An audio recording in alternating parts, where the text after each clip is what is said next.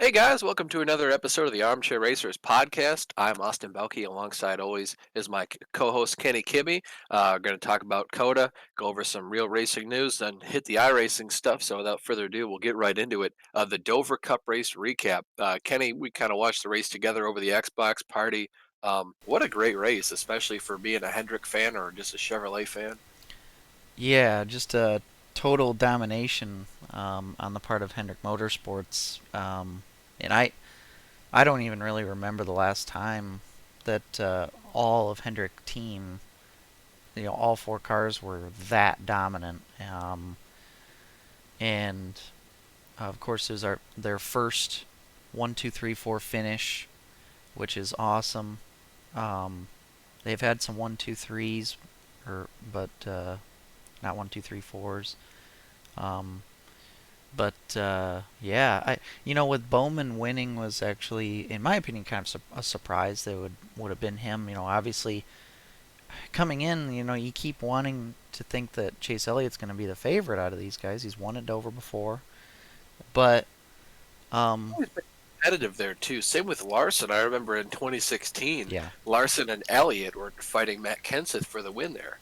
yeah, and but once the race started, it became obvious that Larson was the guy. But the fact that Bowman ended up grabbing the top spot at the end, and I truly think that Larson's car was probably a little better, but I don't think it was better enough to get through the bubble of air that was going to be, right in his face from Bowman being in front of him. He wasn't that much better than Bowman to be able to go up and pass him, is what I'm trying to say. Um, so, yeah, awesome for Bowman. I really like him. Obviously, I like all the Hendrick guys, but Um, and Chase Elliott was the only Hendrick car that didn't lead any laps. But so it ends up Bowman, Larson, Elliott, Byron, Logano, Harvick, Hamlin, Tyler Reddick with a top 10 good run, Daniel Suarez with a top 10 run in ninth place, great run for him, and Cole Custer sneaks in the top 10 and 10th. Yeah, what a great run for those three guys. It is super impressive just how well Suarez runs in this track house car or whatever, because he didn't do this good in like grade A equipment at Joe Gibbs Racing or Stuart Haas. So it's certainly surprising me. I love to see him doing so well. He's really growing on me, but I think I was the only person to point this out.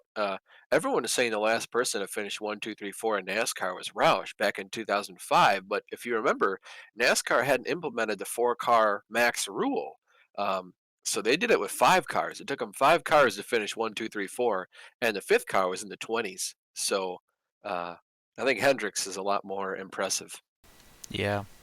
Now, one thing to note about Suarez is that you know he's basically driving a Richard Childress Racing car, and Richard Childress Racing has definitely gotten better. They're not like amazing, but they're definitely better. You see, Austin Dillon has been better the last year or two.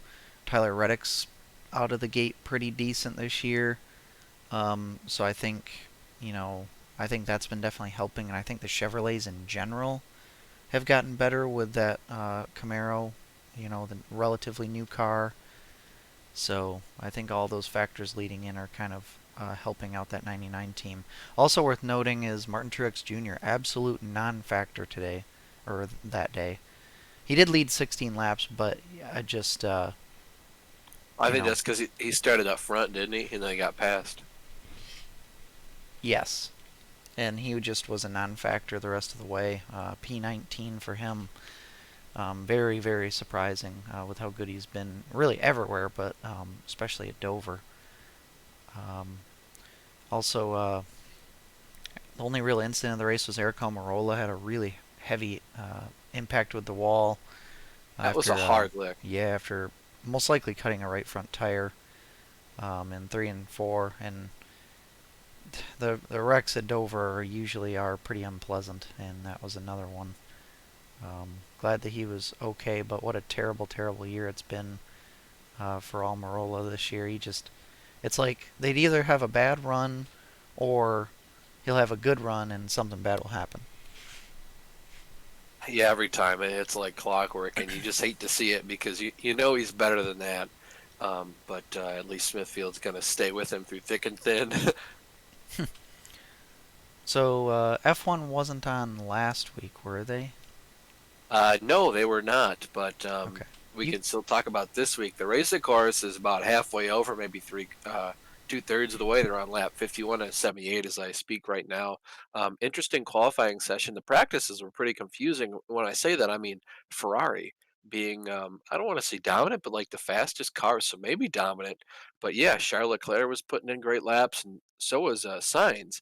And sometimes they got pipped by Verstappen, but it's mostly been the prancing horses um, out front this weekend.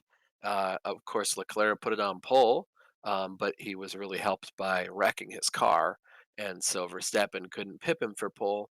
But it didn't matter anyways because even though his gearbox is fine and he wouldn't have to incur the 10-place grid penalty, the drive shaft or something else was broken, so he didn't even start the race. And this, of course, is the Monaco Grand Prix, which normally is run on Memorial Day weekend. Yeah, somebody Um, somewhere messed up big time because this is a week ahead of time. I mean, like, what are we supposed to do next weekend from like the hours of 9 to probably 10:30? I mean, like, there's no Monaco Grand Prix to watch. Like, what am I supposed to do here? yeah, it'll just be more preparation for the NASCAR and IndyCar races, I guess. Oh yeah, I mean, you can't drink all day if you don't start in the morning. So I guess Yeah. we'll start when we wake up. So, yeah, I found that to be weird. I was thinking, maybe IndyCar or maybe F1's going to race again next week, but obviously they're not. So that was kind of surprising to me as a casual fan. Um, uh, them not running on Memorial Day weekend. I guess it's just by chance. I don't know. Yeah, I'm not sure what that deal was, but it's shaping up to be an interesting race at least. Interestingly enough, uh, Ricardo just had to pull over to let Norris by, so and because he was getting lapped, so that's pretty interesting. Bottas got screwed by Mercedes. I think it was on purpose. Convinced me otherwise, but they basically just went ahead and stripped his his lug for his right front. It seemed like in the pits, so they're basically screwed. Yeah, they're out of the race in P19, which is going to really hurt Mercedes in the constructors championship. Yeah, And because Red Bull executed the overcut perfectly on Signs, or sorry, not Signs, Perez, because he went from like eighth to fourth, and Hamilton was seventh before, and he's still seventh. at the moment, Perez has fast lap too. Yep, that's correct. Yep, good eye, Kenny. Oh yeah, I'm learning. Ryan Regan, good Yeah. eye. Um, but we'll move on to more stuff that's happened this weekend with the Truck Series race. All three NASCAR divisions are racing this week, all at Circuit of the Americas. And the trucks started, and they had a pretty challenging race. Mostly wet conditions. Did start to dry out at the end, but they stayed with their wet weather tires all the way to the end, which surprised me a little bit just because I thought that the tires would get worn out so bad that they'd have to be changed. But great job by Tyler Ankrum pulling out a pole run um, to qualify and pole for that. Kaz Grala was pretty expected in that Young's Motorsports truck to be up front at the start, and Sheldon Creed as well expected. Um, but going into that race, a little bit of pit strategy, and with how big Circuit of the Americas is, you can have some scuffles and some spins and whatnot, and it takes a quite a big incident for there to actually be a caution, or obviously if there's fluid on the track. So we didn't really have that many cautions. Or if the leader's like 9 seconds out front and there's a couple of raindrops in turn one, it'll be soaked, so they throw the caution. But we'll see.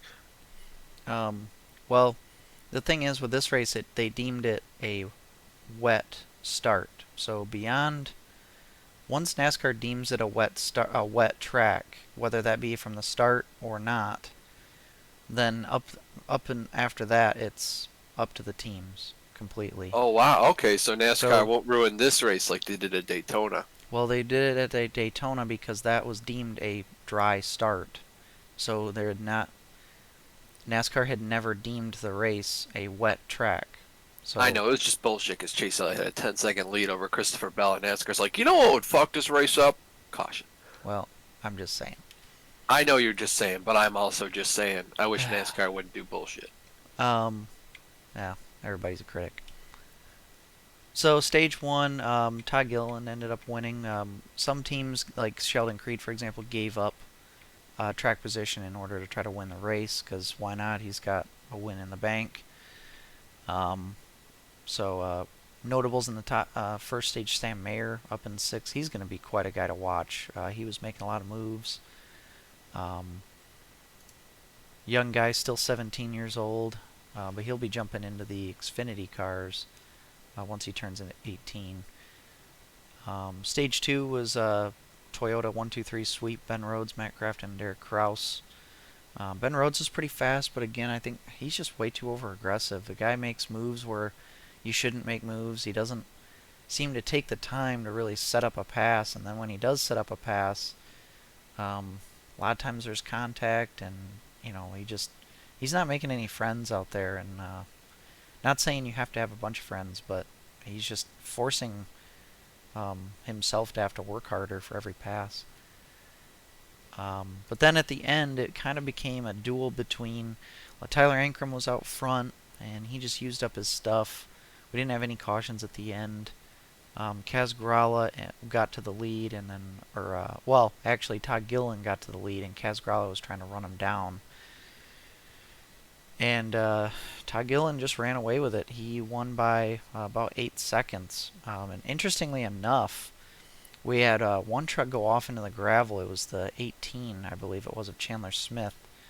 But he went off on the last lap. I feel like if there was 2 laps to go, they probably would have called a caution and had a crazy overtime restart, which would have been very interesting because everybody would have come in and put on slicks, and it would have been quite the race. But yeah, you'll have to. Yeah, to your point too. If there were a caution in the last 5 laps, everyone would have had to come pit and put on slicks.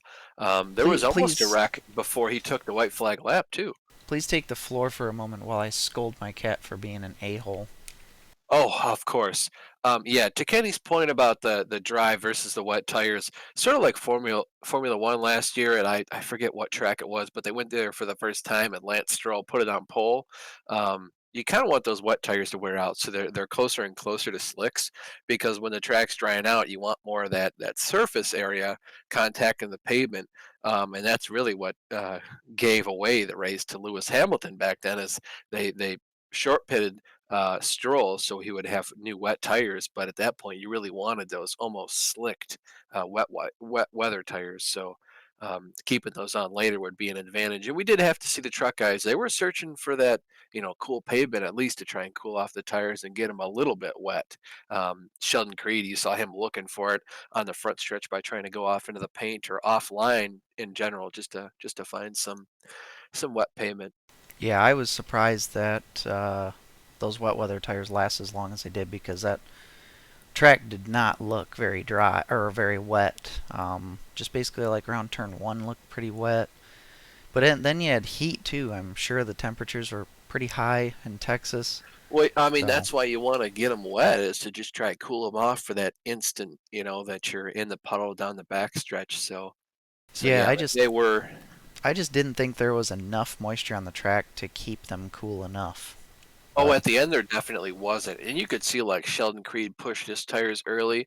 All those guys that were the fastest right after the caution went away, and they went back to green flag racing. They fell off really hard, and you could see Todd Gilliland saved his stuff perfectly because they were yelling at him. They were preaching, tire conservation there at the end, and that's why he pulled away so well, is he just saved his stuff and didn't get him too hot. so in the end, Todd Gilliland wins. Kaz Grala second, Tyler Ankrum third. He really needed a good run, and he finally got it.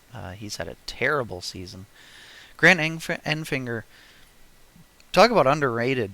Grant Enfinger partially lost his ride with Thorsport this year and was replaced by Christian Eckes, who is completely worse than Enfinger in every way possible. Um, and so luckily Grant was able to get into the 9 truck for Cody Rohrbaugh, who's I mean, he's a 15th place truck at best, in my opinion. At least with Cody driving, no offense. But Grant goes out there, pulls out a top five today. It's his second top five of the year. Um, and he actually has only missed one race this year. It was at the Daytona Road Course. Um, the dude's been putting out top tens, running solidly, and I'm pretty sure he has to start like a lot of times near the back because of driver changes and things like that with the qualifying formula. Um, he's I think he's done a phenomenal job. I hope he can get a full-time ride in the trucks again. We also had Sam Mayer in the top 10 finishing order. Carson Hocevar with two straight top 10s. He had third at Darlington, now seventh here at COTA. The Michigan guy. Zane Smith with a top 10 run. Thought he was going to be a little bit better than he was. And then Ben Rhodes ended up falling to 10th. Paul Menard came out of the shadows and finished 11th place. Solid, again, a very Paul Menard-esque run. He did not qualify very well, but he moved up from 26th starting spot and got an 11th place and brought the truck home, I'm sure, in one piece. Yeah, with all the fenders on it, that's what Paul Menard does, man. Yes, sir. So, did you end up watching the Xfinity race? I watched the highlights by NBC on YouTube. Um, yeah, so not a very eventful race. That was pretty boring by all means. Yeah, Kyle Busch pretty much dominated. Qualified on pole and led 35 of the 46 laps and pretty much dominated. It looked like Allmendinger, he was the next best car to him, and he had good short run speed, but just he wasn't quite there. And then by the time the tires started to wear out, Kyle Busch just left him in the dust. Ended up winning by 11 seconds over Allmendinger. Allgaier with a solid run. Kevin Harvick running in BJ McLeod's equipment comes home fourth place. That was a good run for him. Austin Cindric had a frustrating day. I don't remember if he had like a penalty or something, but for whatever reason he didn't have the greatest track position and clawed his way up to fifth, but he was frustrated all day. He was obviously one of the favorites to watch. Cole Custer running in the Rick Ware entry in P7. Tyler Reddick, first start of the year for Jordan Anderson's team because they don't have any points, but they're actually able to qualify this week. He was able to get in 8th place. Good run for him. Justin Haley won a stage. He was decent. Ended up 9th, and his teammate Jeb Burton right behind. I got a question for you. That BJ McLeod car Kevin Harvick drove, where does that car usually race? Like where it Like, finishes? yeah, like position wise. Oh, it's terrible. Like 20s or 30s, right? Yeah, normally it's driven by Matt Mills, and I don't. I think Matt Mills is not that great. Oh no, I First off, completely agree. I mean, do you think that was all skill and BJ McLeod's cars are like worthy of top tens or whatever? Do you think because it's also a Ford, maybe Stewart Haas helped him out for this race? hard to say. I mean, it very well could be a Stewart Haas car that we don't, that was just maybe loaned out to BJ McLeod for this week. So I'm not sure. That's an interesting question. But some other notables in the top 20, Brett Moffitt in 12th, Austin Dillon in the 77 car, 13th. Preston Pardis, he's a good road racer, 14th. Jade Buford, another road racer, but full-time in Xfinity this year, 15th. Andy Lally dropped to 18th. He really didn't seem to be able to manage the tire wear at the end. Another road racer, Spencer Pumpelly in 19th, and Alex Labbe 20th, who qualified in 4th. Kind of a disappointing run for him. I'm almost wondering if some of those road guys had set up their cars more for rain. Probably. And this race started dry, and it just got drier and drier. I was looking at the weather. There was weather around in the area, but it just never came. And so it's going to be another interesting factor again this week. Today in the Cup race, which I suppose we can preview that now while we're talking about it. Yeah, can we just touch on Andy Lally commentating in the trucks? I mean, he was better than Vince and Michael. What an impressive job by him. I don't think we can talk about that enough. He did a fantastic job up in the booth.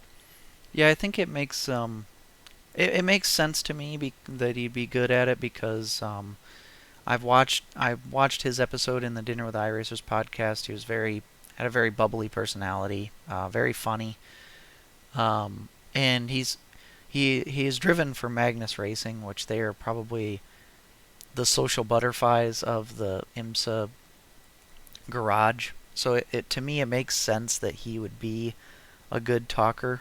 But yeah, he did a great job, and he showed enthusiasm, which was awesome, and he was also very good at analyzing things too.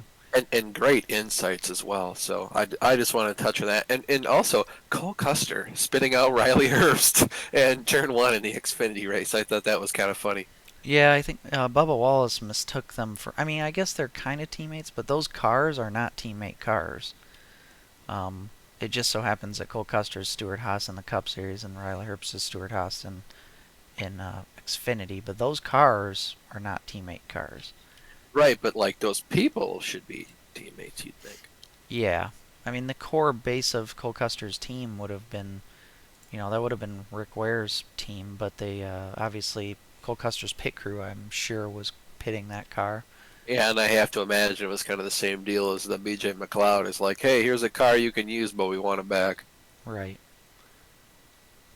So yeah, why don't you preview the Cup Series race, what you think could happen today, and then you can bring up your fantasy picks while I make my fantasy picks. Yeah, honestly, I mean, I see it being kind of difficult to pass. Going to see a lot of dive bomb moves. That's just kind of COTA and what you're going to get with all these long straightaways and the hairpin turns. I'm kind of interested to see what the back for my team. I got Denny Hamlin, Chase Elliott, Michael McDowell, Ryan Blaney, Kyle Busch, and Christopher Bell is in my garage. Michael McDowell, I almost picked Truex instead, but you got to use Michael McDowell because I've only used him once, and I've used Truex I think 3 or 4 times already. So kind of got to save Truex, and this should be a good track for Michael McDowell. He's always been a pretty good road racer, so hopefully he does well. For the bonus picks, I had Chase Elliott as the race winner, and of course I also picked him for the top Chevrolet. Not feeling too great about putting all my eggs in one basket for the winner in the top Chevrolet, but hopefully he comes out on top. I picked Ryan Blaney for the top Ford. Just seemed to know what he was doing. I almost picked Michael McDowell for it, but I don't see him doing well. Joey Logano kind of crossed my mind, but he did so poor in the iRacing thing. I don't know how good he'll do today, but I did pick Truex as the top Toyota. I might actually change him out for Kyle Busch, given he did so well yesterday in the Xfinity race. But I picked Chevrolet as winning manufacturer as always, and then Hendrick Motorsports as a winning team. Um, I did hear your uh, fantasy picks and everything, but your internet conked out just before that. Also, Twitch didn't, or Your audio on Discord was all messed up. oh, okay. So say it again. I suppose you can just talk about the preview part of the race for just a moment. Oh, okay. Well, I'd like to thank Xfinity Internet for making my upload speed drop to almost nothing while my download is still there.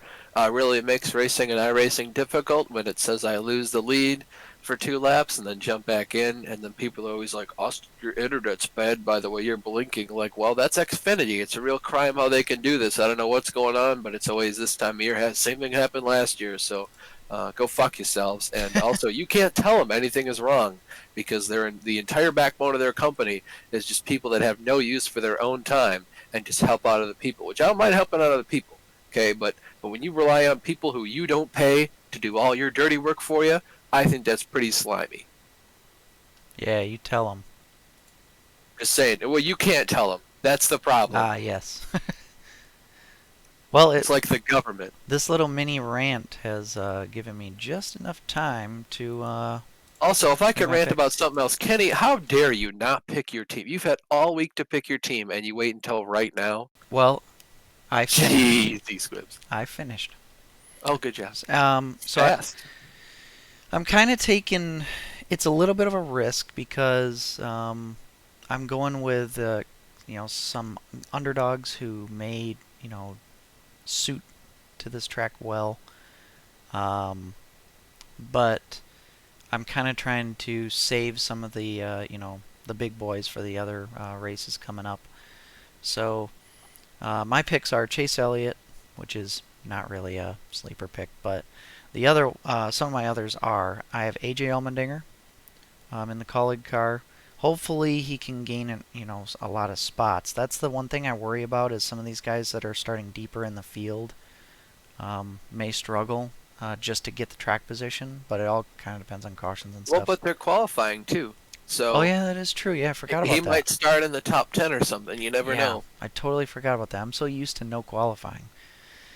Anyways, third place or third starter, I have Tyler Reddick. I thought he did very well in the Xfinity race. That's why I picked him. Austin Cindric is my fourth. Michael McDowell is my fifth with Daniel Suarez in the garage. I've used Chase Elliott 3 times. I've not used Allmendinger. I've used Reddick 3 times, which actually surprises me. Cindric I've not used. McDowell I've used once, and Suarez I've not used. Um, and my bonus picks: Chase Elliott, the winner. Chase Elliott, top Chevrolet. Ryan Blaney, I picked as top Ford. I just think he's solid at road courses. Kyle Busch, top Toyota. Winning manufacturer Chevrolet, and winning team I just pick Joe Gibbs just because I think across the board that team has the best road racers. In my opinion. Um, I agree. I Well, I mean, Truex and Bush are two of the best, and at Hendrick, it's like Elliott is the best, and the other ones aren't great. well, I Byron, mean, though, had the fastest lap in practice. Byron was fastest in practice. Bowman last year at the Roval got second place. He did. He drove So up there. And the year before that at the Roval, too, he also drove up to second. I've also have noticed now. Granted, we have no notebook to go by, being that it's COTA, but I noticed that certain drivers are good at certain road courses. Like, for example, Brad Keselowski, really good at Watkins Glen, but at the Roval, terrible. For just Well, as he's an also example. not very good at Sonoma, right? Yeah, he sucks at And the they always say slower speed Sonoma's a places. technical track. Watkins Glen is all about speed, so maybe Keselowski's tracks like Watkins Glen, but he's not good at the technical places, you know? Yeah, and even though how big this place is, I think this is going to be in the more technical category. Really, you don't even really have many fast corners. You got one little kink before the backstretch, but other than that, the only fast parts are just like 2 straightaways. That's it. There's not really any flowing fast corners. Well, Well, the chicanes after turn one, that's really flowing, but they're still there's second gear though. They're not. I wouldn't consider those fast. well, but they do flow. They do flow, but it's not like a. I don't know. It just doesn't seem It's that not good. like the backstretch at Sonoma, you know, or up the hill at Watkins Glen. Anyways, I digress. So yeah, there's my picks that I made on time. Yeah. Also, who was it that just screwed up the left front of their truck yesterday? Just got major suspension damage. I think it was. That was Eckes, I think it was. In the Ah, white yes, car. Christian Eckes. Yeah, his. I mean, that was destroyed. Yes, he must have had a suspension failure because it didn't look like he hit anything. Well, they Um, were saying he must have hit a turtle. yeah, maybe. He obviously didn't hit a wall because the fenders were on it. But yeah, another terrible run for him. Yeah, I hated to see it. Um, and like Ryan Truex qualified really well and then had engine troubles. Jennifer Jo Cobb qualifying, she missed the race because she flew into one of the barriers. Boris Said made it though. I was pretty happy to In see him in the Xfinity, race just to die. yeah, in Xfinity Series, he made the race, but he yeah had some kind of failure. He did come back out there and finished like I don't know 11 laps down or something. But we'll move on from NASCAR to IndyCar. Kind of enter you watch the qualifying. Yeah, some pretty interesting stuff. We had the Fast Nine, and I don't remember everybody who made it in, but I know Scott Dixon actually was the first driver to go out, make his run, and he has the provisional pole at the moment. I think just he got the lucky draw, and it just the track was going to get hotter and hotter as the day goes on. But then it's kind of interesting because it does kind of speed up just a little bit at the end of the day because they don't end qualifying until 5:50 p.m. And um, there was this battle. There's always is this battle at the end for drivers trying to get into the top 30 to get into the race, and not have to come back Sunday for bump day. Only two cars aren't making the field, but Will Power did not make the top 30, so he actually has to try to qualify in today. And I'm pretty sure he will get in, but you never know. And now, you can't make any mistakes, those five cars, for those three spots.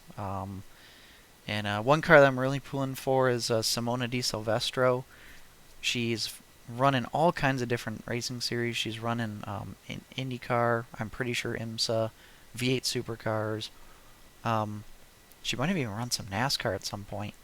But it's a female fronted team with I guess majority females in the group, including the crew. Um, and they're one of the cars trying to bump in today, so I'm hoping that they can get in. But yeah, it was an interesting dynamic because you have all these cars just crowding the pit lane, trying to get in line to do another time, or deciding if they want to run another time.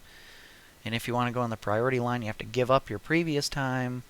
And now they're going to have like an hour and a half today, those bump cars, to get in. But every time you run, you have to withdraw your time. So it's craziness, but it's an interesting spectacle.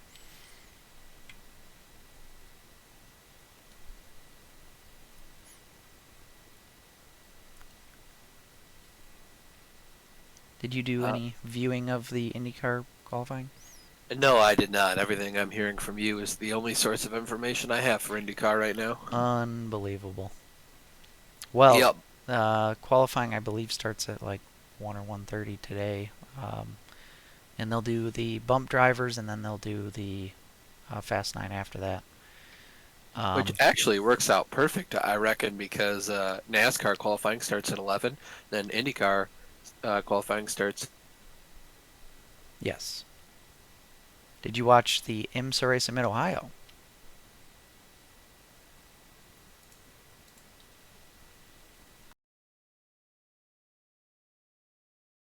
You on YouTube. Hello? Can you hear me now? Yes. Okay, yeah. Once again, thanks for the internet. Even my F1 stream died. Oh, really? Yeah, no, I didn't watch it because we watched NASCAR. I didn't even watch the recap. Yeah, basically, Ricky Taylor and Felipe Albuquerque in the Konica Minolta Wayne Taylor racing car. They just barely had eked out against Felipe Nasser and Pipo Durrani in the Whelen Cadillac, who I was rooting for. They were really catching him at the end, but just didn't have enough time to get up to him. And then in LMP3, Felipe Fraga and Gar Robinson, they pretty much dominated the race. They started P1 and finished P1, I believe. Yeah, they did. And then in GTD, um, that race kind of went all over the place. Well, a little bit, I suppose. Jack Hawksworth and Aaron Telitz, they were one of the fastest cars in that class, as always, in the Lexus team. But they had some kind of failure, and that dropped them to last. Bill Auberlin and Robbie Foley. Bill Auberlin, again, extending his record of most IMSA victories, gets another win. And that Robbie Foley, man, he's kind of the next Bill Auberlin, in my opinion. I mean, he's doing all these races with Bill in the BMWs. He seems really loyal to that camp, and he's winning a lot of stuff. So, worth noting, Zach Veach and Frankie Montecalvo were second place in the other Lexus, followed by Brian Sellers and Madison Snow in the Lamborghini Huracan. Our buddy Mark Miller, they got 8th in class with his Acura, ahead of Andy Lally and John Potter in 9th place. Catherine Legg and Rob Ferriol, they ended up 11th out of 13 in class. Just some notables worth talking about. Relatively uneventful race, no weather or anything like that, so um, we'll move on from that. Yep. So moving on from that, then we can do Do some Uh, iRacing stuff. yeah, we'll start off with NIS, I guess, or do you want to go chronological and start with the NEP? Go ahead and talk about it. Well, yeah, go ahead and talk about NEP.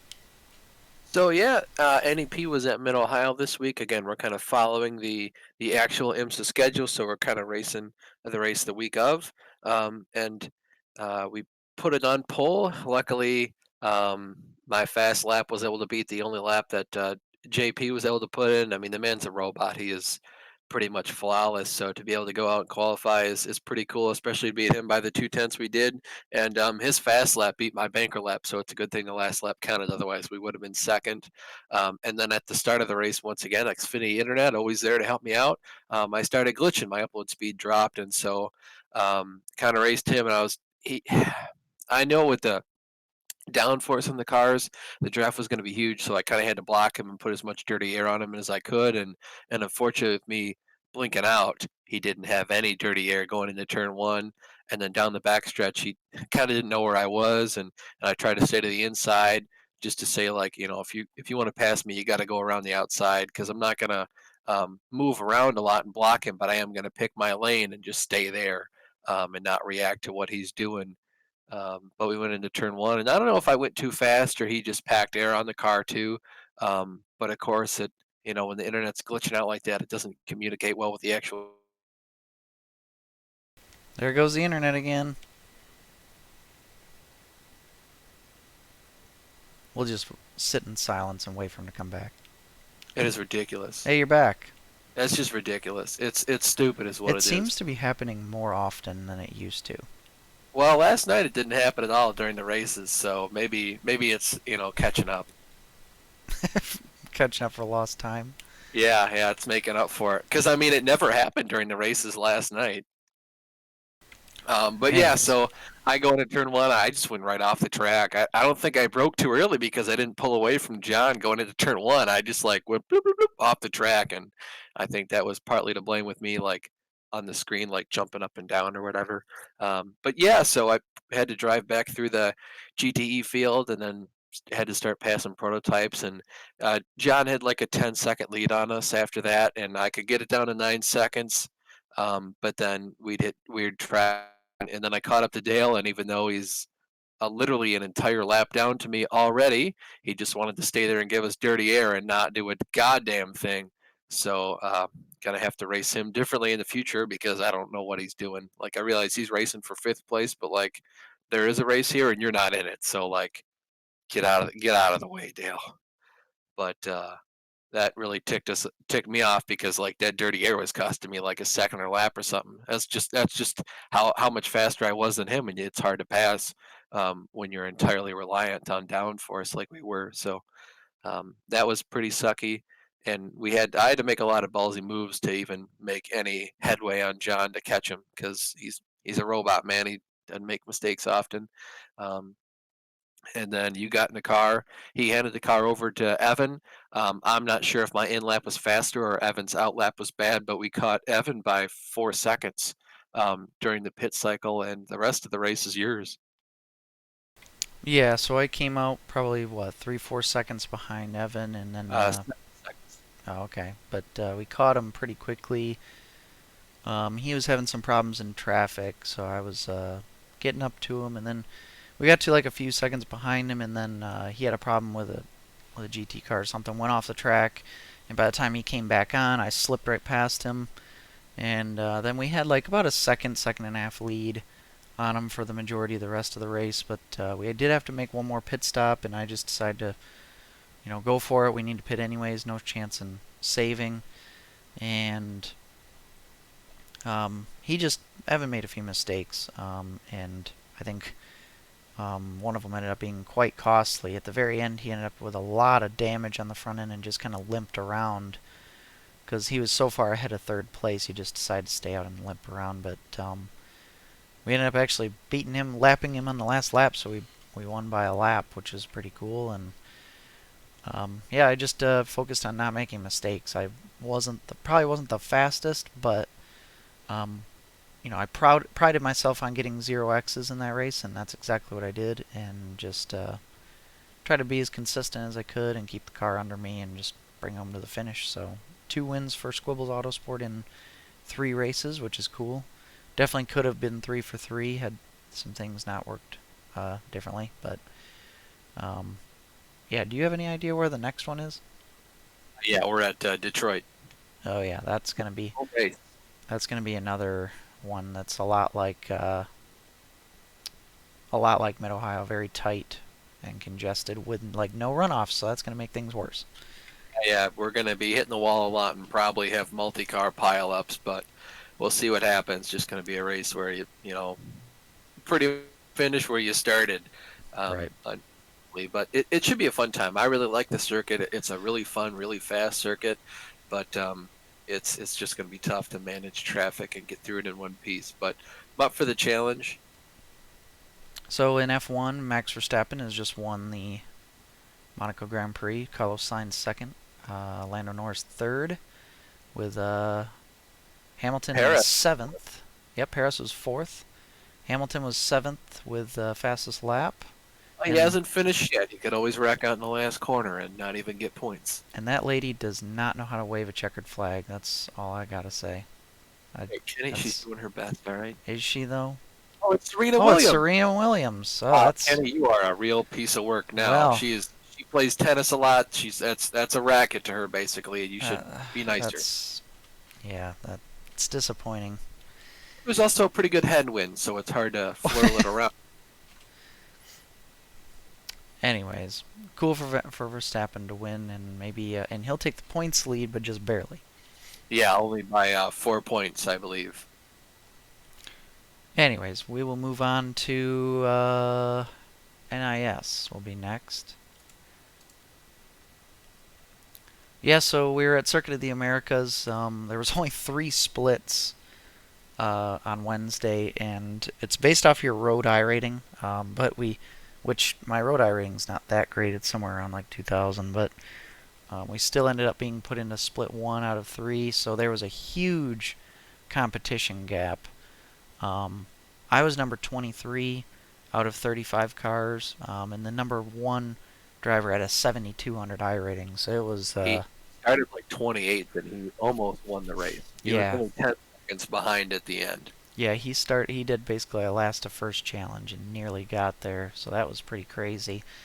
We started 16th right in the middle of the field, which I knew we were going to. There's just a we had to try to qualify and get as many spots as we could, and then but we got through the chaos at the beginning. We didn't really have any issues.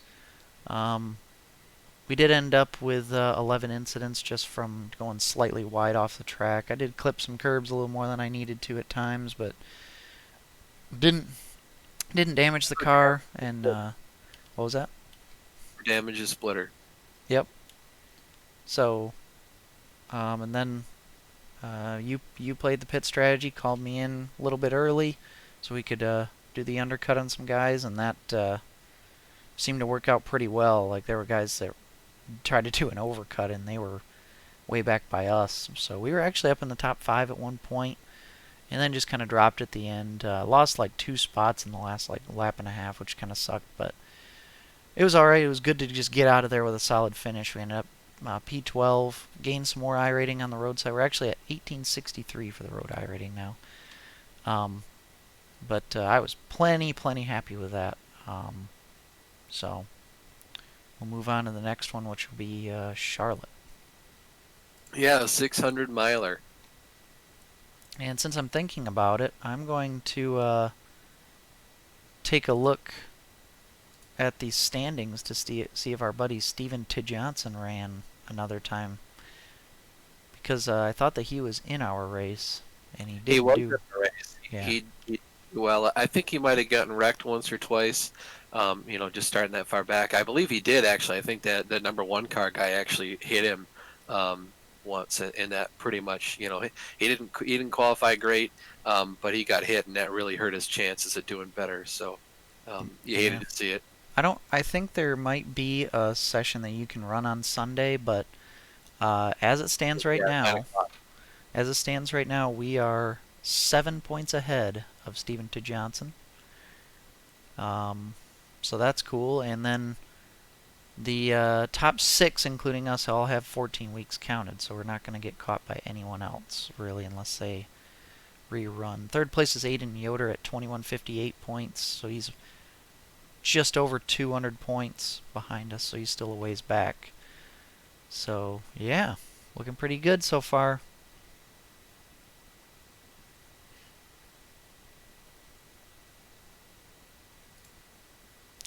And we'll move on to Road to Pro, um, which was at, ironically, Charlotte this week. Um, Austin, you want to talk about it from the strategist standpoint? Yeah, in terms of strategy, there wasn't a whole lot to do. It was mostly just, we had 6 sets of tires, but they always gave you more sets than you need.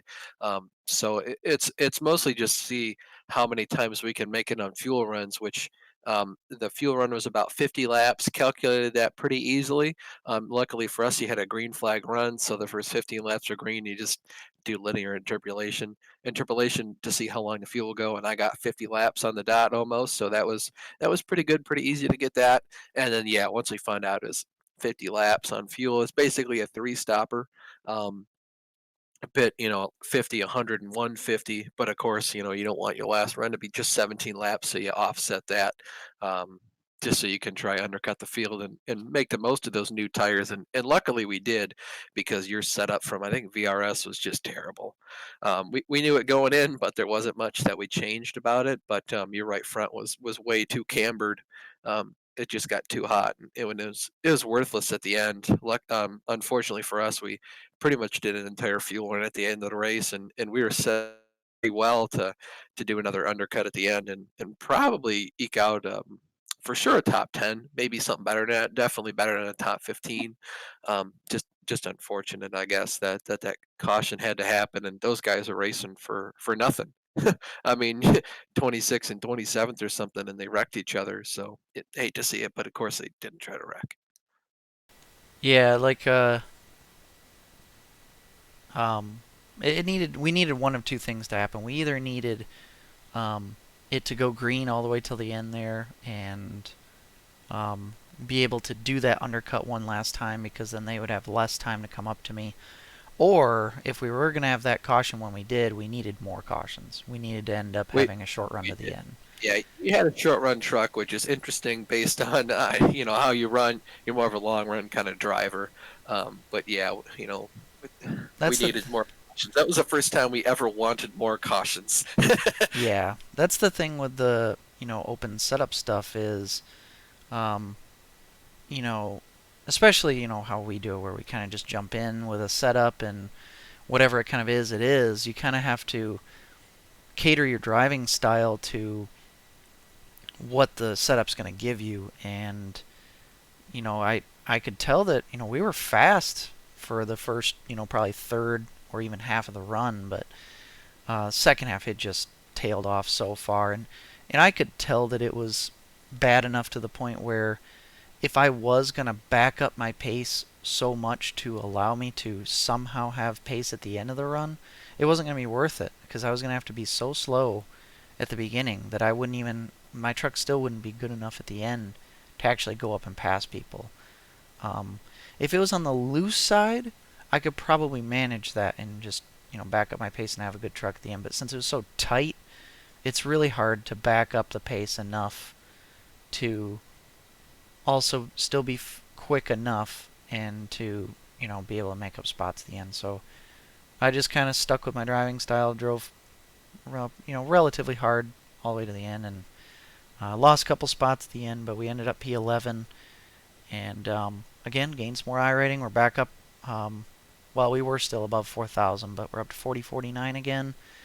And started 17th, finished 11th, so we were the 27 truck number. So um, pretty positive run. We've had some decent runs now on Road to Pro, and I noticed we were just outside the top 200 overall in standings, which with how many people, I guess I should check, but with how many people run in that series, I think that's quite uh, encouraging with where our I rating was to start the season and really how terrible our season has been to still be, because there's like 1,600 people or so that have done it. Yeah, 1,781, and we're ranked 226. I don't think that's really that bad considering how much better we could be.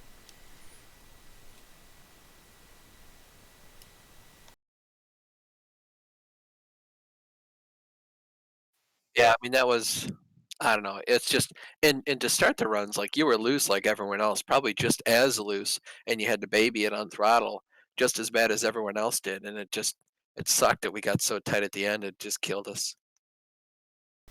Yeah, it did. We've kind of struggled with some of the setups that they've given us. It seems like whenever we have a setup that's just bang on, we get wrecked, and then when we have a week where we got a terrible setup, nothing happens to us. Yep, I mean I think that was the first time we got zero incidents in a race. Maybe Richmond we didn't get any. Yeah, and that race was even worse. Yeah, we had a terrible set then too. But it is what it is. But yeah, we'll keep running and see if we can just keep moving up the board. I'm just curious to see where we can finish in our first attempt of running all the Road to Pro races.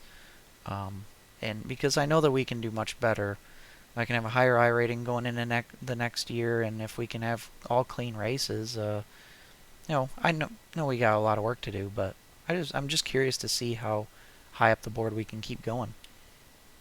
Yeah, I feel like if we get good setups underneath of us too, it'll really help. I know all the Flying Arrow guys are building Road to Pro setups, or at least I think they were.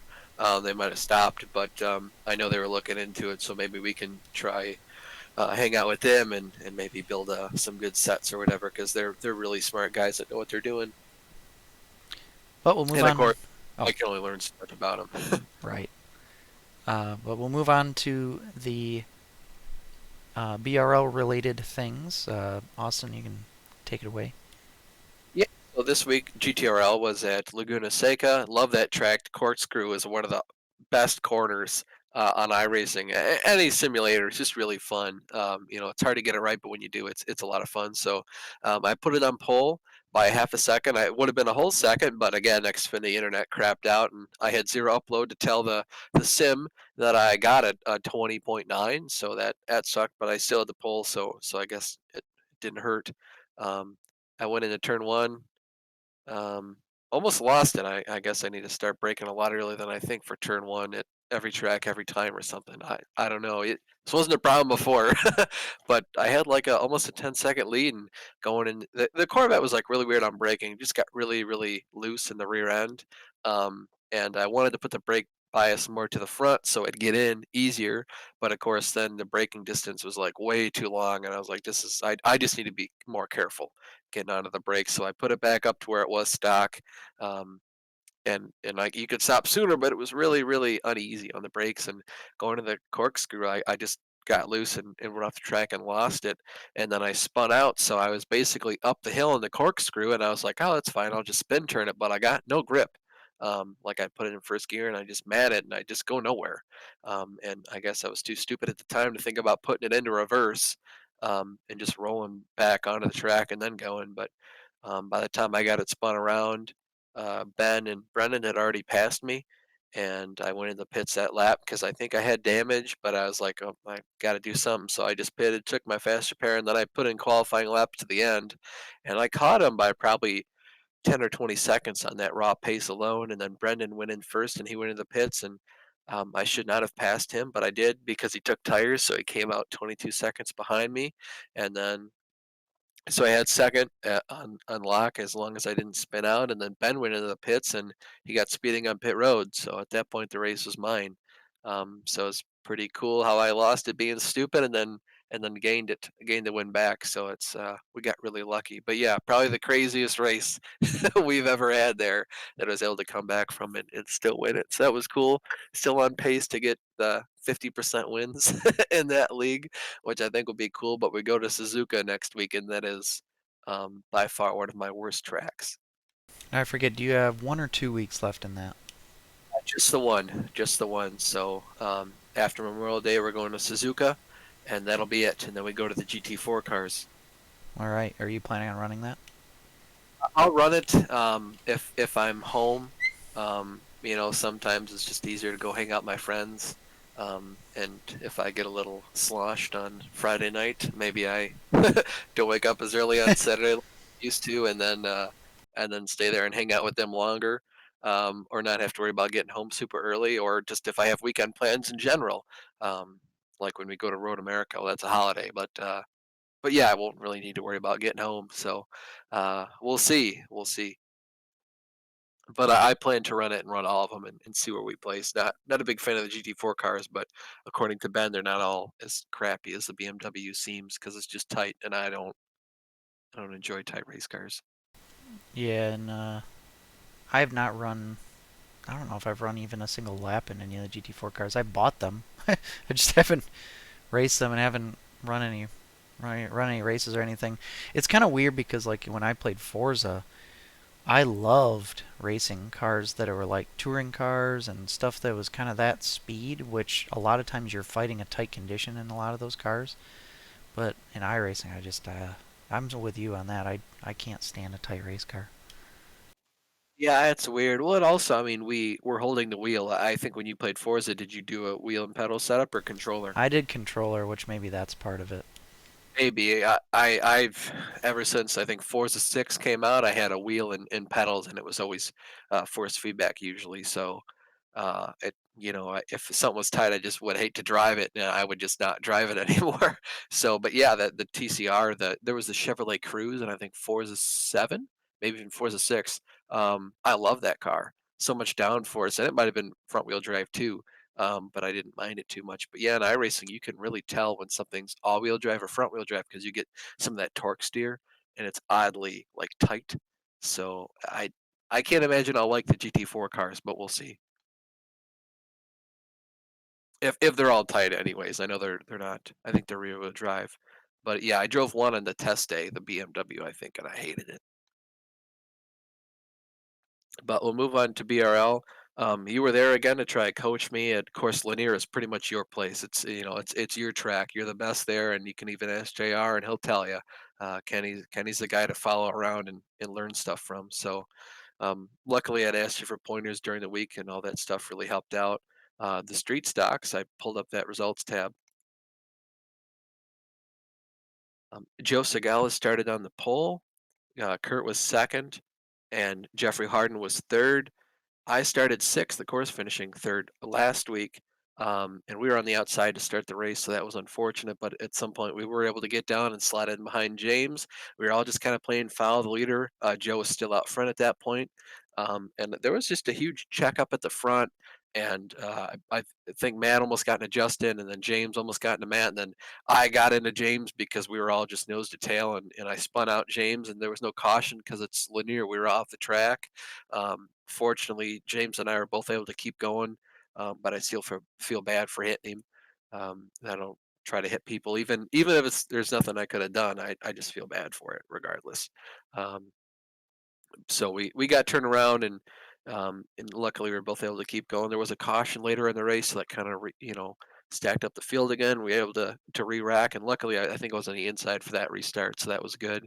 But I think I only gained like one more spot, if even, and it was just so hard to pass. And then at the 2 laps to go, I guess Matt just like looked on the inside of Joe and passed him for the lead. So it's unfortunate for Joe he couldn't bring home the victory, but I know he's doing his best, and Matt's got 6K I rating, so it's hard to even hold a candle to that guy with his I rating that high. Yeah, Joe ended up leading 38 laps, and then the last two were led by Matt.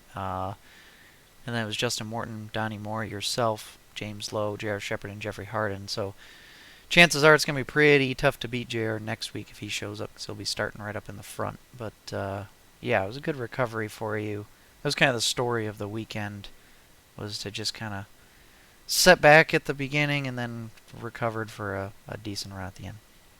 Yeah, hold your own because I think I started on the outside in every race, and that's not where you want to be at Lanier. You can kind of hold on for 2 laps, but after that, you need to get down, otherwise you're screwed. And luckily, we were kind of able to do that in all the races. But yeah, going to Martinsville next race. So Jeffries won there before when we had a wreck and there was no caution. He had like a 3-second lead over JR, and JR got it down to 1 second. But Jeffrey was too far gone. So and JR just slowed down for the wreck because Jason and I blocked the whole track. We just got into each other. There was no caution, so everyone had to slow down. Um, but it is what it is.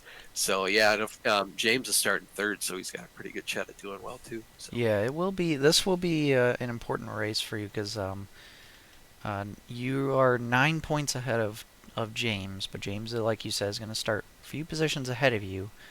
one, but he'll be on the So inside. yeah, well, yeah, that's true. Granted, you're kind of at the mercy of your lines at the beginning of a Martinsville race. So yeah, we'll see. You're 9 points ahead of James, but looks like 12 points ahead of Matt Thunhorst, and now 15 ahead of Donnie, and then 20 ahead of Kurt. So yeah, it's still definitely yours to lose, but we're just gonna have to kind of hang in there, you know. Just hanging in there, trying to lose as little points to James as possible. Hopefully, we can just follow him in those races, and the championship, like you said, should be ours as long as nothing really stupid happens. But just trying to race smart, man.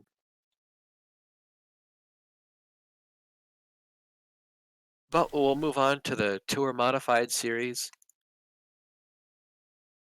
And that one, it was pretty much, yeah, finished where you started. It's so hard to pass in those cars. James Lowe started first, JR started second, Justin Morton started third. I started back in eighth, of course, winning last week, and everyone in the top eight invert showed up this week, so I did start eighth, which unfortunately, like you said, being in the outside line, but it is what it is. We had a caution in this one too, but I think it was pretty late in the race. I can't remember when we had it, but regardless, yeah, we were able to make up some spots and pass some people to go from eighth to fourth. So that was a good recovery. It's just kind of bad because I knew, when James got the eighth place finish last week, he'd start on the pole, and it's so hard to pass in these cars. And when you're as good as James is, you can really just control the race and win it. So I knew it was going to be about minimizing the amount of points that we lost to him.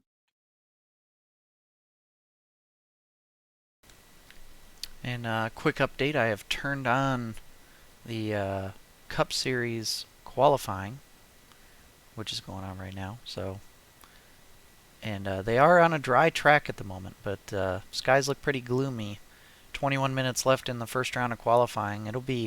This will be crazy if all of a sudden it turns rainy or something. I don't know what they're gonna do, but um, yeah, just want to give a quick update. I'm keeping an eye on it. I'll let you know if anything crazy happens. Yeah, I'm trying to sign in now so I can watch it. So we got through the tour mods, right? Almost. I mean, yeah, at the end of the race, James is really loose, and JR was trying to get close to him, but it's just he is so sideways in the middle of the corner, you kind of couldn't get around him. You couldn't go inside because his front end was down there. And you couldn't go around him because his rear end was up there, and it's just so hard to pass in those cars. And tires are so important at the end, especially the rear tires, because you got a loose in, tight in the center, and then loose off condition, and they don't handle well, but they're a lot of fun if you have the right set. So James ended up winning that race. Also had the fastest lap of that race. Only 13 cars were in, and 9 finished on the lead lap. Only one caution in that race. JR, as you said, was right on his tail at the end. Was second. Justin was third. You were fourth. Donnie was fifth. Matt Thunhorst sixth. Todd Liston seventh, and Joe Sagala eighth. He will be the pole sitter next week. And in the points, you have a 14-point advantage over Donnie Moore and a 15-point advantage over James and a 20-point advantage over Joe. I think he's kind of the last player. But again, top 5 have won a race this season in the modifieds, and still JR is winless in the modifieds. Do you think it's possible JR goes winless in the modifieds this season? I do, yeah, and I'll tell you why. It's so impossible to win, and JR is too good to not finish eighth. He's usually going to finish better than that, and I know JR is not the guy that'll just at the end of the race maybe not try as hard to try and finish eighth so he can start on the pole. He's just not that kind of guy. If there's a race and a spot to get, he'll get it. And that's just how he races, and it's so hard to pass. And JR is such a clean guy. racing wise, he's not going to wreck anybody for the win. I mean, last night he was so much faster than James at the end of the race just because of tires, and JR is pretty practically Lewis Hamilton saving the tires, and he didn't pass him, he didn't wreck him, he didn't hit him, and if JR does hit you, it's always on accident. So I think it's just how nice he is, and the fact he almost never finishes eighth in anything we race. Because if he did finish eighth, he'd start on the pole, he'd lead every lap, and he'd win the race more convincingly than I'm sure any of us have. So I think that's all there is to it. But I mean, you look at the average finish a guy has; it's third. If his average finish was third, he'd be tied with me in points. And he would have a 14-point lead over Donnie and a 15-point lead over James. So um, it's still working out for him. He'd still be the champion if he made all the weeks, but unfortunately, he did miss 2 weeks. So yeah, I think it's possible. You hate to see it because he's such a nice guy, but he wins all the time, so it's not a lack of talent. It's just the cars.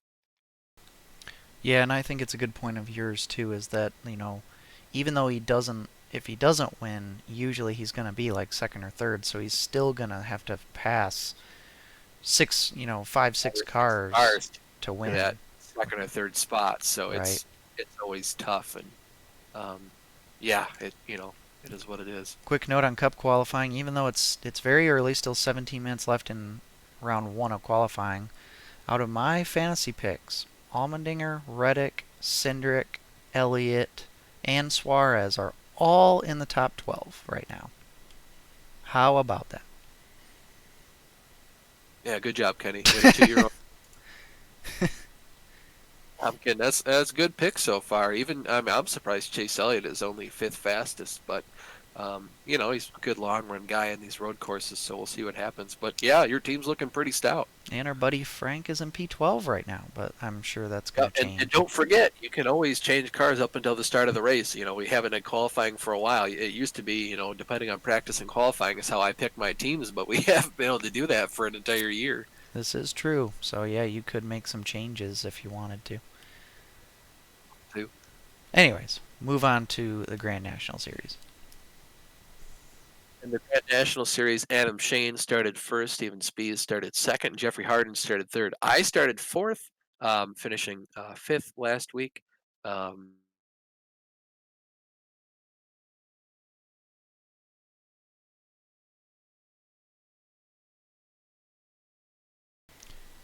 That race ended with three cautions. Not a lot of cautions this week, which was nice to see. Um, are you with us still, Austin?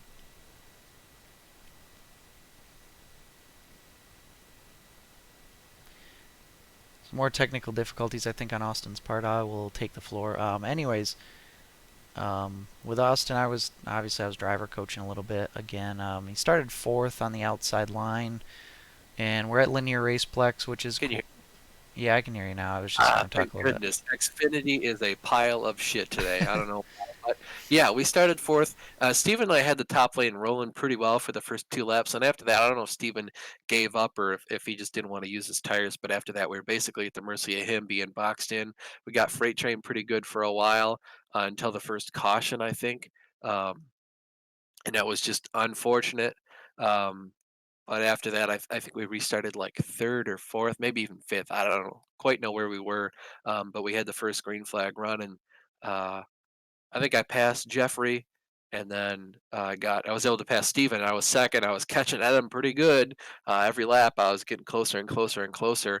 And then right before I was going to be able to make a move, I guess Ruben got in an accident, and then he was facing the wrong way for like half a lap before Adam and I almost caught him, and that was a caution. So that didn't help. And then going to the restart, I wanted to stay on his door because I don't have triples. I only have a single monitor. I don't have VR. I can't tell where anything is to the left or to the right of me.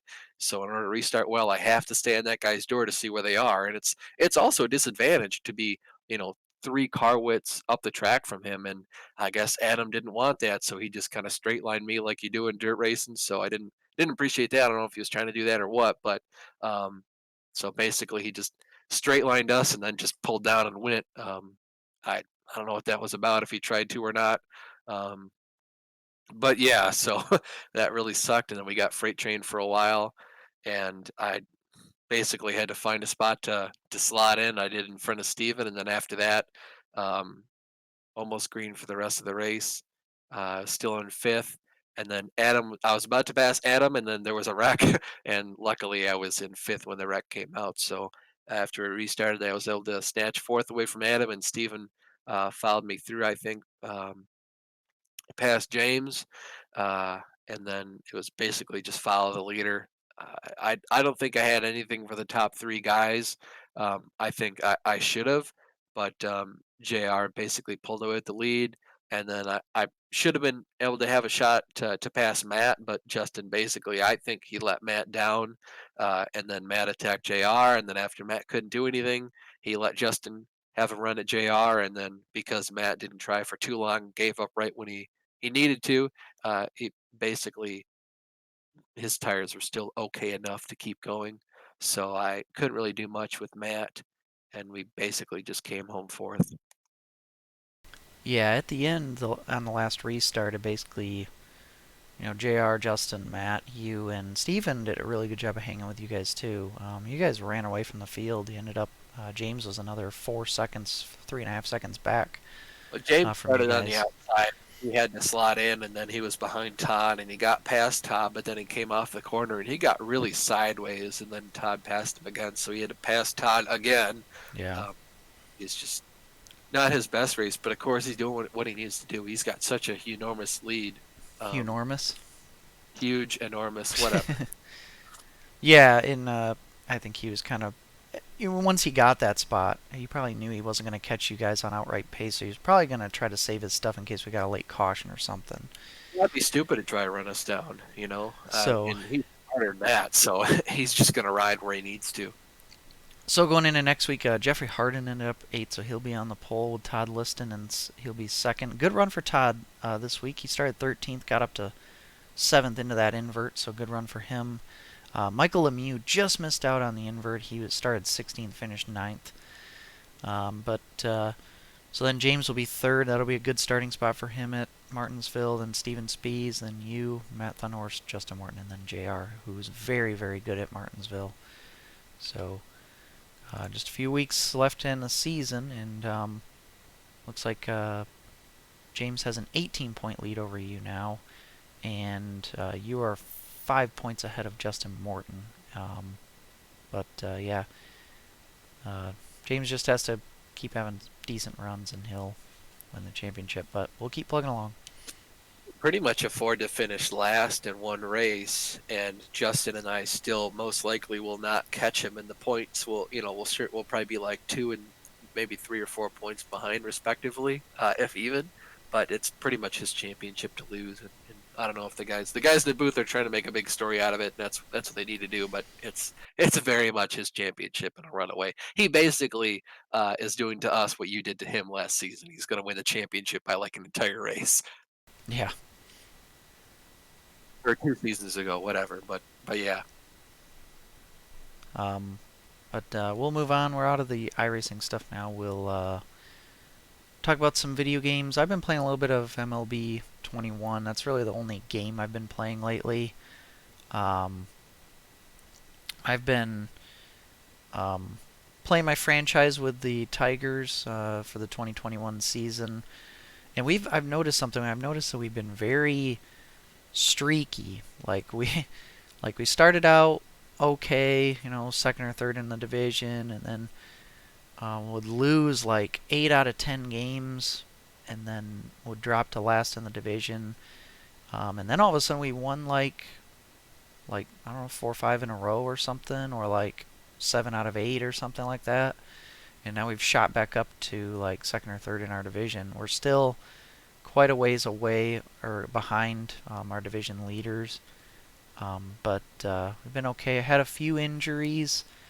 Jonathan Scope's out for like a month or two, so I had to call up a third baseman, while an infielder. Scope plays second normally, but um, and then Casey Mize was my pitcher. He's been doing really terribly, so I put him into the bullpen and brought one of my bullpen guys who's normally a starter, put him into the starting rotation, and he actually got injured in the first inning of his first start with just some tightness in his arm, so he came back for his next start, and he didn't do too bad, so I'm going to hang with that setup for now. I haven't made any trades or signings or anything, but we're like less than 20 days away from the draft, so my thinking is do the draft, see who we get, and then maybe fill the rest of the gaps with some new players. And then Austin, you and I have been playing a little bit of snow runners. We had one session last week, just trying to work on some Russia stuff. Uh, and but anything else going on for you? Yep. Yeah, I played some SnowRunners with my buddies and a little bit of Sea of Thieves last weekend as well after all the races. I always enjoy hearing about your MLB stuff. I wish you streamed it sometimes. I certainly always enjoyed Brian streaming it, but I know he's been super busy, so he hasn't been streaming it. But yeah, it's always nice to hear about your progress in baseball, and hopefully you guys are getting better and better throughout the season, and maybe next year you guys can really compete.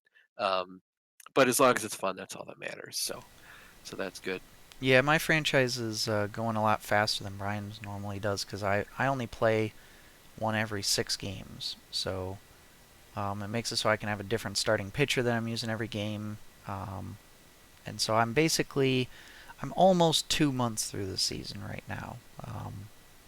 And I usually, if I am going to sit down and play, I usually play one game and then simulate the rest of it. Well, I do a quick manage simulation, so I'm actually still making decisions.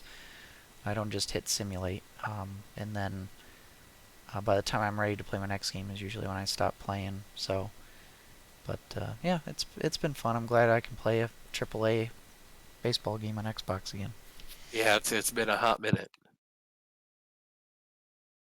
I'll move on to rants and reviews. I left two here. I wasn't sure. I know you were pretty annoyed by pump fakes, and I know dive bombing was a huge issue, especially in JR's COTA race, just because of how stupid people are. Yeah, I mean, the whole pump faking thing, it's not really. I mean, because I do it every once in a while. It's a tactic. So it's not really. I can't stand here and say people can't ever do it because, No, it's a when I good do it. tactic. It works. But it's just like when you're on the defending driver's side, it is frustrating because when people play games like that, depending on who is doing what, it always depends on who you're racing with, but it can cause issues. Basically, my way of pump faking is just that you go to the inside and you kind of peek, and you really act like you're gonna throw it in there on entry, but then you don't. Um, and it's a very common tactic. There's nothing dirty or anything about it. I actually get more frustrated when I see the defending card fall for it. And it's so tough not to fall for it because you don't really know where that guy's going. You might think, if I don't move up the track, that guy's going to hit me. And you But kind of don't trust him either. yeah, and you don't trust him. And again, it all depends on who you're racing with too. But I've kind of come to terms with, you know, I'm gonna put it, I'm gonna put it down in there as the defending car. I'm gonna run my line until I hear them say, inside. And if Yep. And if I get wrecked, I get wrecked. Yep, and it's hard to do that, and I try really hard, and this has made me faster. Is until someone is like right there on me, and even sometimes when they are right on me, I try so hard to focus forward and don't look in my mirror because I slow down when I look in my mirror. Um, and a lot of guys, when cars get up to them, they start running different lines and running defensively and stuff, and it just really doesn't usually work. You want to try to run your line as long as you can because that's going to be the fastest line generally. Um, so I guess it's not really a rant. It's just I it's a frustrating tactic sometimes when you're um, mostly just when you see somebody fall for it. I'm just like, man, you gotta like the where this comes up is from Joe in the street stock race. He led all race long, and Matt was trying to pull moves, trying to get around him like he should, and he put his nose down there, but he didn't actually make the move. He just kind of looked, and Joe fell for it. He thought he was going to dive in there. Joe moved up the track, or he looked in his mirror and missed his mark, one or the other. and it cost them a race. And really, Joe probably should have won that race. So I just kind of brought the thought up in my head, is all.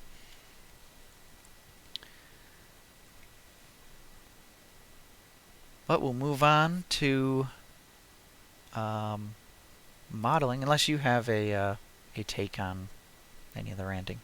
No, that's basically exactly what your thoughts were. It's, run your line until the spotter says inside, and hope it wasn't a dive bomb, and hope you don't get wrecked. But if you get wrecked, that's, the penalty is on that other guy, and you didn't lose the race because you were stupid. You lost the race because the other guy was stupid and he took you out. Is basically what it comes down to. So yeah, but yeah, modeling, getting around to it. I pretty much made zero progress. Not gonna lie.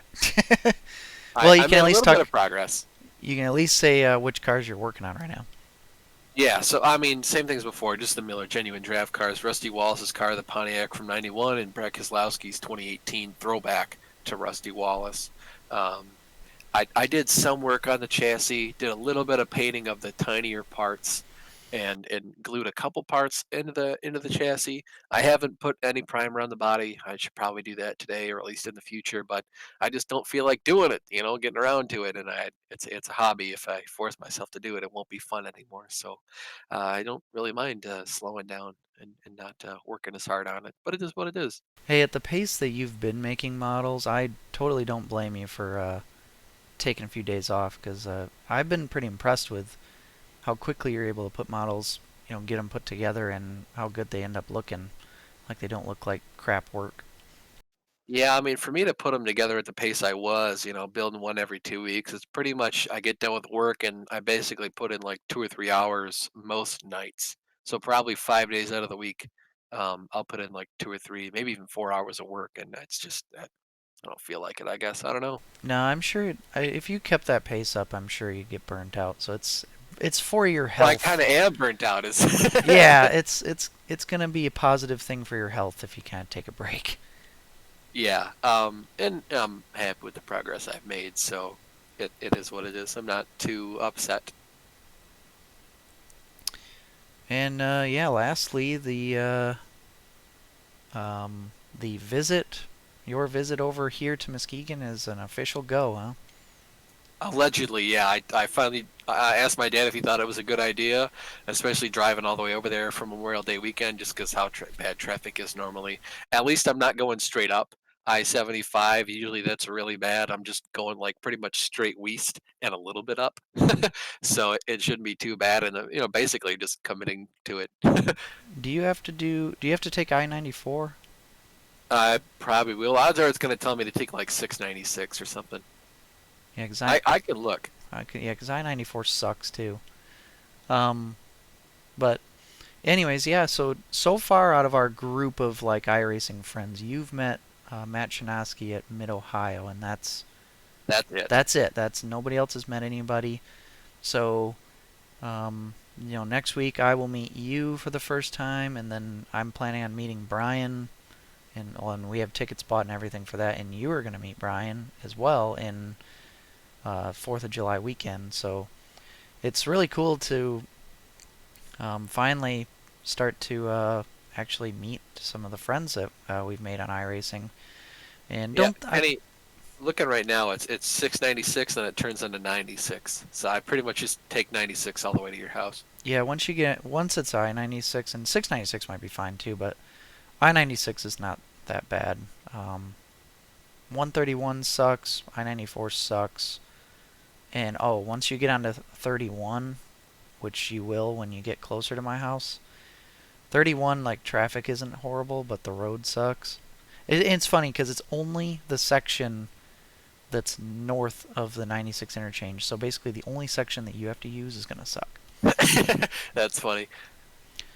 Um, but anyways, yeah, that'll all be fun, and I probably won't this year, but at some point I'll get around to getting out east to Pennsylvania to see the Western PA Yeah, guys.